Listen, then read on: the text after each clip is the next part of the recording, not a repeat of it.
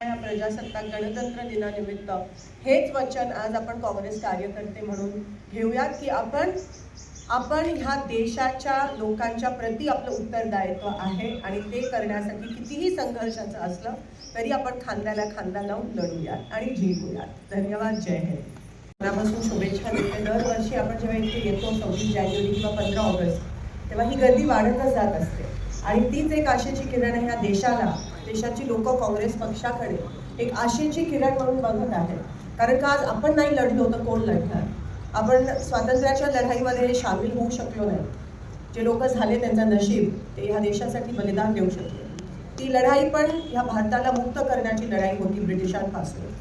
आणि ही जी दुसरी लढाई आहे ती आपल्या काँग्रेसच्या कार्यकर्त्यांची दुसरी परीक्षा आहे. त्यावेळेस तर आपण नव्हतो, पण ही ती परीक्षा आहे. हा तो संघर्षाचा काळ आहे. एकमेकांना साथ देऊन आपण कोणासाठी, एका व्यक्तीसाठी नाही, पण आपण देशासाठी, पक्षासाठी लढत आहोत.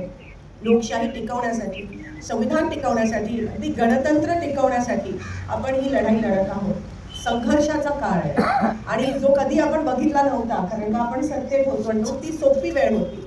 आणि म्हणून मी परत एकदा म्हणते की ही परीक्षेची वेळ आहे, संघर्षाची वेळ आहे. एकमेकांना साथ देऊन आपली लढाई खूप मोठी आहे. कदाचित खूप दिवस चालेल, पण ही गर्दी अशीच वाढत गेली तर मला असं वाटतं आपण जसं मी म्हणाली प्रत्येक आपण एक आशेचं किरण आहोत. आज आपण जर बोललो नाही तर कोण बोलणार? आपणच विरोधी पक्ष म्हणून बोलतोय आणि म्हणून आपण अधिक बोलणं गरजेचं आहे.